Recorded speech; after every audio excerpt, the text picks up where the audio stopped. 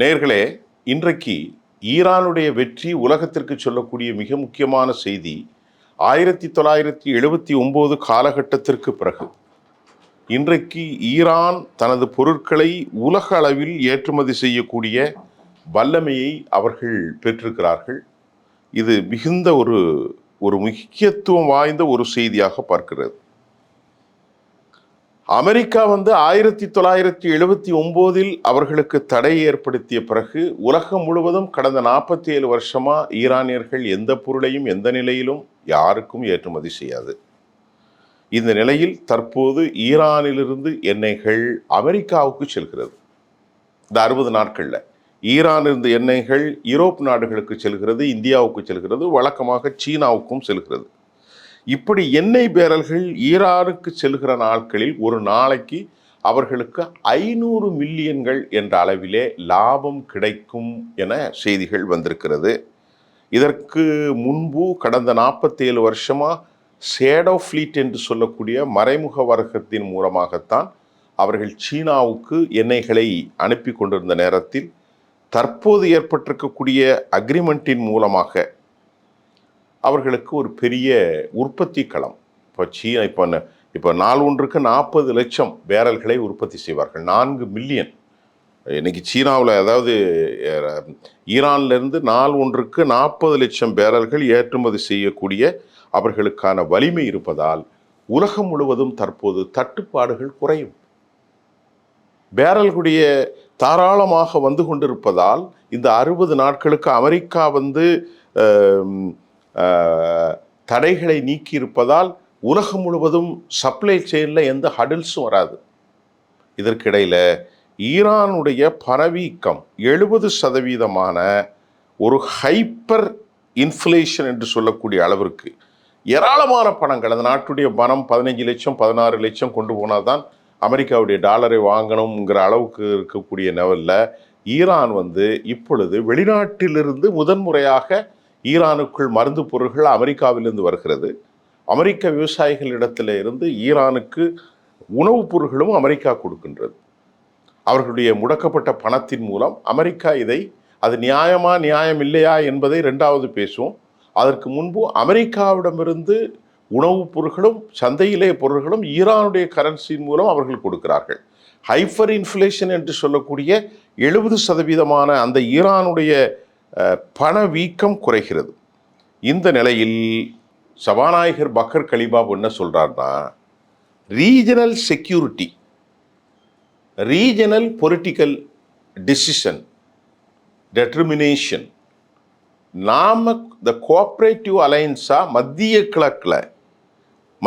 கிழக்கில் உள்ள பாதுகாப்புகள், மத்திய கிழக்கு நாடுகளில் இருக்கக்கூடிய அரசியல் கலை யதார்த்தத்தை முடிவு செய்யக்கூடிய ரைட்ஸ் அந்த பிராந்திய வல்லமையில் உள்ள கட்சிகளுக்கு மட்டும்தான் இருப்பதை தவிர மற்றவர்களுக்கு இல்லை என்று அவர்கள் தெளிவுபடுத்தியிருக்கிறார்கள்.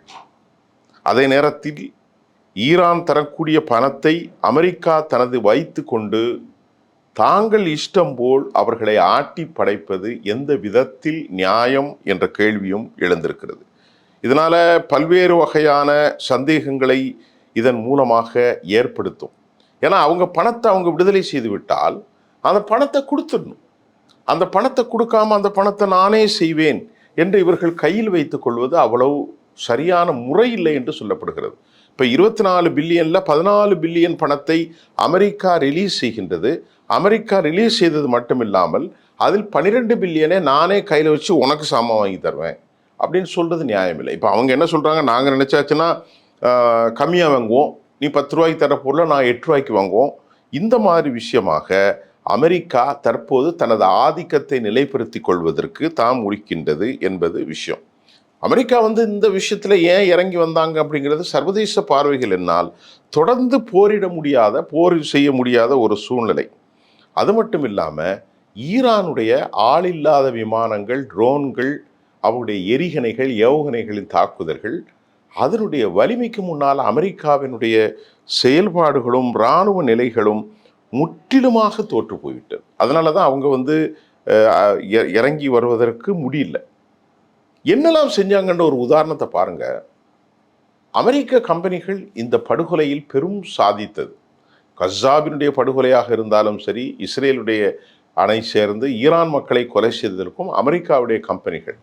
ஏன்னால் கூகுள் கம்பெனியில் அமெரிக்காவிலிருந்து பலர் ஒரு மீட்டிங்கில் சுந்தர் பிச்சை போடும்போது அவர்கள் வெளியே போயிட்டாங்க. இப்போ கடும்போக்குவாதிகள் பென்கேவிர் போன்றவர்கள் பலர் இருந்தாலும், பெஞ்சமின் நெத்தானியாகு போன்றவர்கள், பெசலில் சுமோட்ரிச் போன்றவர்கள் இருந்தாலும், தற்போது பெனட் நாப்தலின் என்று சொல்கிறார், நான் நிறைய தனிப்பட்ட முறையில் சில ஏற்பாடுகளை செய்து ஸ்டார்லிங்கின் மூலம் உளவு பார்த்தேன் ஈரானை என்று ஒரு தனி மனிதன், அவர் முன்னாள் பிரதமர், ஒரு கருத்தை வலியுறுத்தியிருக்கிறது. அமெரிக்காவுடைய கூகுள் மற்றும் எலான் மஸ்கினுடைய நிறுவனங்கள், ஃபேஸ்எக்ஸ் போன்ற நிறுவனங்கள், ஸ்டார்லிங்ஸ் போன்றவை எப்படியெல்லாம் உதவி செய்திருக்கிறார்கள் இந்த படுகொலைக்கு என்பதை நாம் ரொம்ப தெளிவாக உணரக்கூடியதாக இருக்கிறது. இப்போ அமெரிக்காவுடைய செனட் சபையில் அவருக்கான ஆதரவு, ஈரானுடைய போரை தொடரக்கூடாது என்கின்ற அளவிற்கு அவருக்கு இப்பொழுது எதிர்ப்பு வந்திருக்கிறது. அமெரிக்கா 1 ட்ரில்லியன் பணத்தை கூட அவர்களுக்கு அனுமதிக்க மறுத்திருக்கிறார்கள். கேட்ட பணத்தை கொடுக்க முடியவில்லை. ஆகவே இனி போர் செய்வது சாத்தியமில்லை. கிட்டத்தட்ட 48-50 என்ற அளவிலே அவர்கள் சரிவை சந்தித்திருக்கிறார்கள். இந்த நிலையில் பெஞ்சமின் நெத்தானியாகு போன்றவர்கள் இனி தனித்துவமாக இளைஞர்களிடத்திலே பேசும்போது, இனி ஒரு செல்ஃப் ரிலையண்ட்டாக, சுயாதீனமாக நம்முடைய ஆயுதங்களை, நாம் கொள்கைகளை எல்லாவற்றையும் நாம் செய்து கொள்ள வேண்டும் என்றும், இனி யாரையும் நம்ப தயாராக இல்லை என்ற ஒரு கருத்தையும் அவர் வலியுறுத்தியிருக்கிறார். ஆகவே அமெரிக்கா ஈரானிடம் ஒப்புதல் கொடுக்கிறது இஸ்ரேலுக்கு எதிரான ஒன்று என்றும் அவர் கூறினார். அப்படிதான் முக்கியமானது.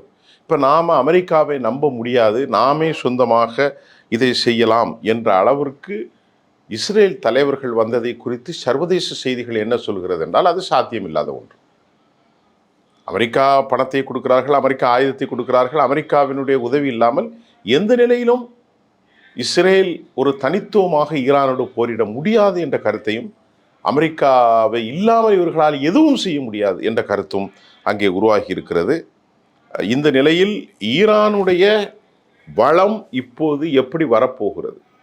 இப்பொழுது 300 பில்லியன் தருவதாக ஒப்புக்கொண்டார்கள். முடக்கப்பட்ட பணத்தை விடுதலை செய்வதற்கு ஒப்புக்கொண்டார்கள். ஹெர்மூஸில் கட்டணங்கள் வசூலிப்பதற்கு ஒப்புக்கொண்டார்கள், அதுவும் சேவை கட்டணம்.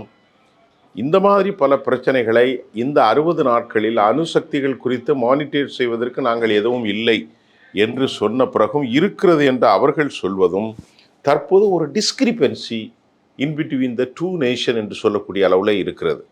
ஆக இப்போது இந்த முன்னேற்றம் தனித்து விடப்பட்டதா இஸ்ரேல்? அமெரிக்கா தொடர்ந்து போர் செய்ய முடியாமல் கையிலே வைத்து கொண்ட பணத்தை வைத்து மேலாதிக்க அதிகாரத்தை செய்வதையும், மத்திய கிழக்கில் வரும் நாட்களில், வரும் காலங்களில் பாலிசி ஆஃப் த பொலிட்டிக்கல் பாலிசியாக இருந்தாலும், ரீஜனல் செக்யூரிட்டியாக இருந்தாலும், இதை அந்த மத்திய கிழக்கில் இருக்கக்கூடிய உறுப்பு நாடுகள் மட்டுமே கலெக்டிவாக எடுக்க முடியும் என்பதும், இதில் அமெரிக்கா போன்ற நாடுகளுக்கு வழியில்லை என ஈரான் தற்போது புதிய முழக்கத்தை பக்கர் கலிபாப் மூலமாக அவர்கள் சர்வதேசத்துக்கு சொல்லியிருப்பது, பாகிஸ்தானை தனக்கு கூட்டாளியாக அமெரிக்காவை தவிர்த்து அவர்கள் வைத்திருப்பதும், இப்பொழுது ஒரு போர் அபாயத்தை தாண்டி புதிய ஒரு பவர் செக்டார் உருவாகி இருக்கிறது. இதனுடைய நிலைகள் எப்படி போகிறது என்பதை நாம் அடுத்த செய்தியில் உங்களுக்கு தெளிவாக தருகிறோம். நன்றி.